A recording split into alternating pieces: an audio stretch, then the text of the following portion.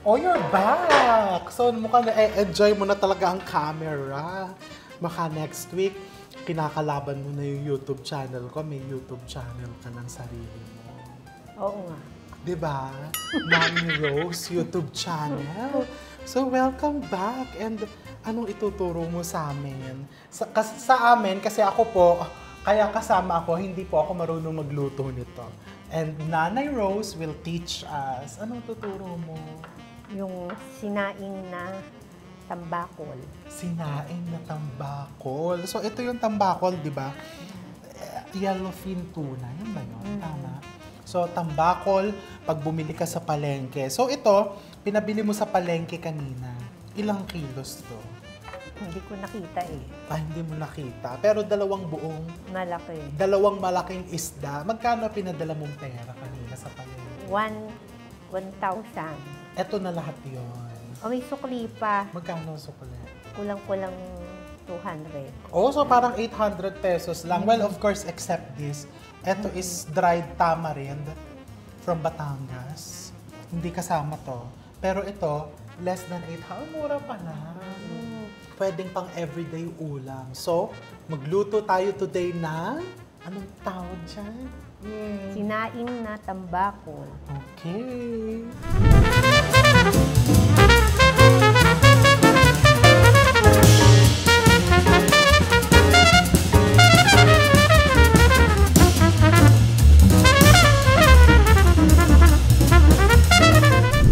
Paano? Ano ang first step? Ilagay mo yung sampalok muna.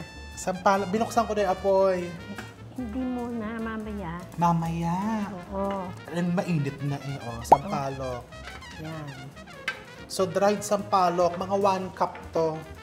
From Batangas, sa palengke ng Batangas. Kung wala ka naman mabili nito, Yung hilaw na sampalok. hilaw na sampalok. Maasim ba to? Diba kinakain mo to kagabi? Maasim. Kala ko nga Maasim matamis. na. And then, what's next? Yung mga isda, isasalansan mo yan.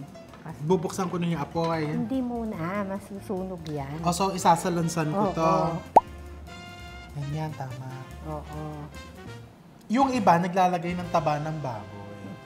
Ayaw ko nun. Bakit? Pangpabata yun. Ay? Hindi ka natatanda. Pero kung gusto nila maglagay, Maglagay sila kung gusto nila. Ayaw ko kasi ng baboy. so ang tawag sa'yo is pescatarian. Ang kinakain lang niya is seafood. Pero nakain ka naman ng lechon, di ba? Natikim lang ko. Okay, ayan. And then, Tapos, what's next? Teka, maghuhugas lang ako. Anong sunod nating ilalagay? yung ano, yan. Onions. Ikalat mo. Yan. Tapos yung kamatis.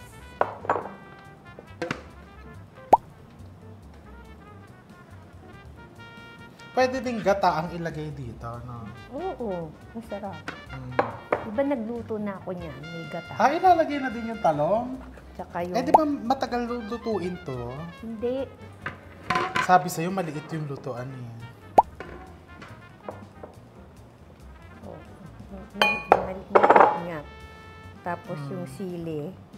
So ilalagay lang lahat? Pagsasama-samahin lang. Ilalagay ko na to. Oo, teka, hatiin ko yung sili. Ito, tingnan mo tong gunting na binili. Itong gamitin mong gunting na binili ko sa Japan. Para? Ang ganda. Paano? Hindi, sa gitna lang. Paganto. Ganyan.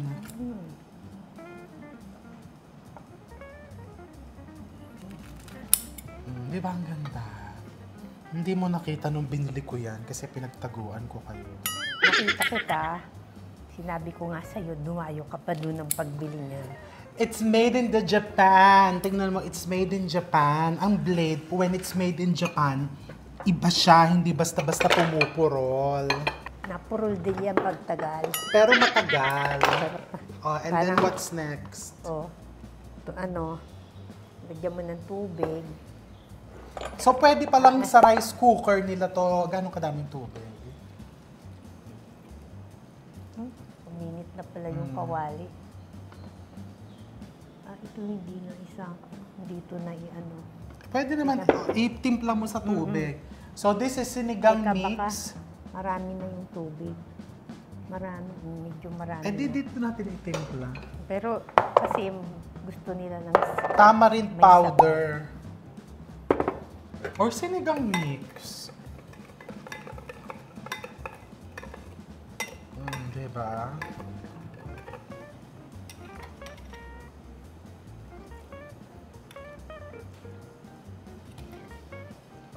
Tapos, patis. Ayan, tatakpan mo muna. Tatakpan mo muna. Mamaya natin isi-season. So, bubuksan ko yung apoy, pinakamalakas. Ganong katagal natin yan dyan? Pagka, luto na yung gulay. How many minutes? Hindi ko naman inuurasan.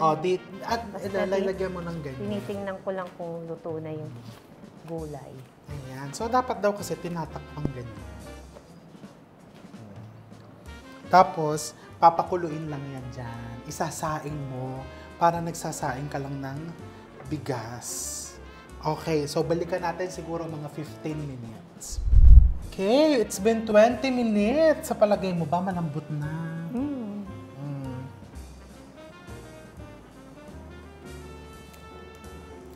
Yan, luto na ang gulay.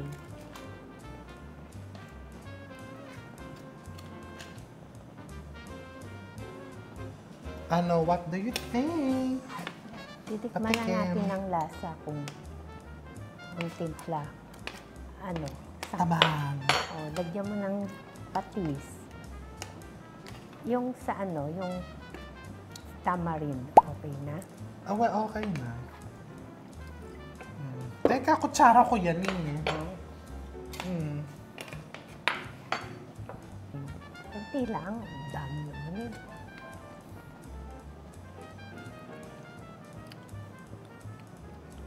Ano yung asin. Yung lagyan mo ng patis. Nilagyan ko na. Asin. Kulang sa paano mo naman hahaluin ang dami mong gulay? Hindi. Yung sabaw lang naman ng... Dapat inilalim mo yung gulay kasi. Dito matutunaw yan. O yan.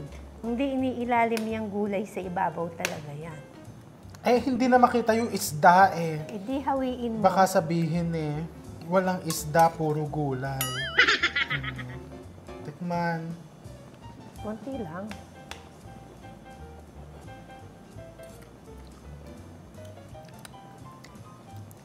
Parang okay na.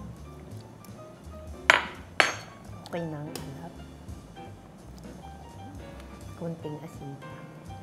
Diyan mo para matunaw eh. Hindi naman makita isda eh. Tanggalin muna natin kaya ang gulay. Oo, ibabaw mo na lang yung isda para makita. Ay nako, pahirap yung sistema. Ganyan talaga yan, sa ibabaw ang gulay. Nakukulangan ka sa asim. Hindi, sa alat. Alam mo, ang sabi ng mga sosyal, you salt on the table. So sa mesa mo itutuloy ang seasoning. Hindi man ako sosyal. Kaya nga, ganun ang gagawin mo gagaya sa kanila. para magpapasosyal tayo.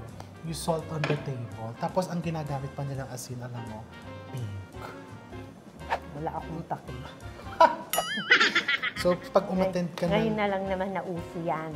Noong araw, puti naman talaga ang asin. Ay, ganun. Kung bakit nagkaroon na ng pink.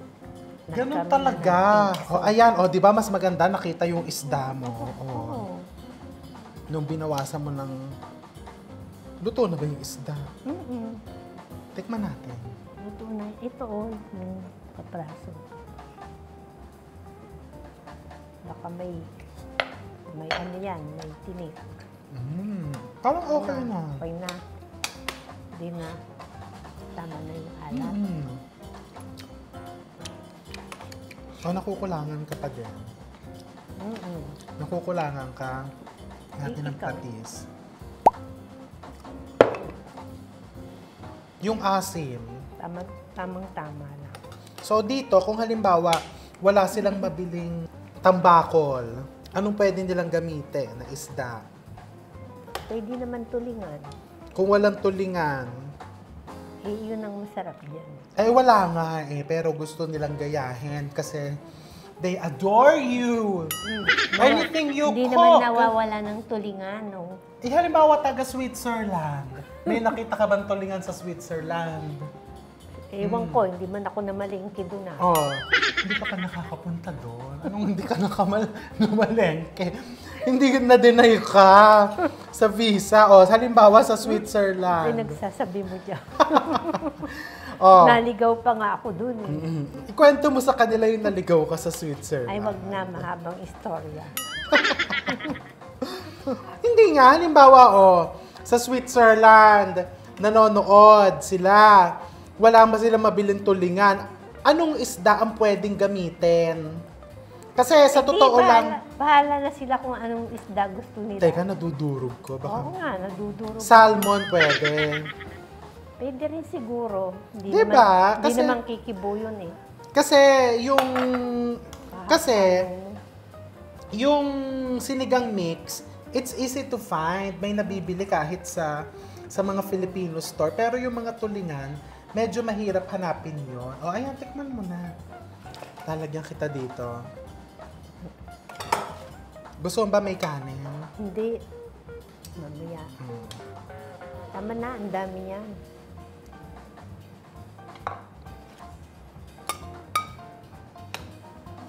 Ano? Okay na ba sa'yo?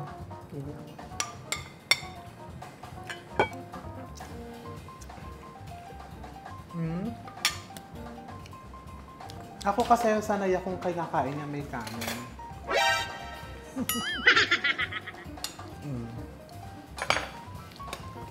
Ano pang kulang? Parang tama na siya. Parang ganyan-ganyan naman yung lasa ng niluluto mo. Magpatis na lang sila pag matabang. Ikaw natatabangan ka? Sa akin tama lang.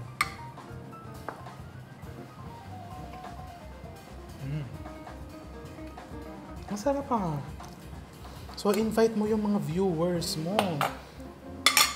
Na lutuin nila yan. Kung gusto nyo ho, nitong niluto namin, magluto rin kayo para matikman nyo kung masarap. Paano kung hindi sila masarapan? Sila na yung bahala. Hindi ka nagtatampo pag may nagsabi sa'yo hindi nasarapan dun sa recipe video mo? Hindi. Wala naman nagsabi nun eh. Meron. Tsaka sino? Basta, hindi ko nasasabihin sa'yo. Wala naman nagsabi nun. Tsaka kanya-kanya naman yung taong gusto, paglasa. Di ba sabi mo, lalagyan natin ng mantika Kasi sabi mo kanina, lalagyan ng taba ng baboy. kasi ngayon iba gusto nila may taba Sabi ng ko, ayoko baboy. nun. Gusto mo i-drizzle natin ng olive oil. Hindi, vegetable oil lang. Kasi yung iba nilalagyan ng taba ng baboy. Ano yun eh? Ayan. Hindi healthy yun. Well, para sa iba naman, healthy yun. Ako, kumakain ako nun. Healthy yung taba ng baboy. In moderation. Daming ma-stroke ka niya. In moderation, you just need to eat in moderation. Ba't di mo inuubos yan? Mamaya na lang hapunan. Paalam ka na sa kanila. Salamat ho.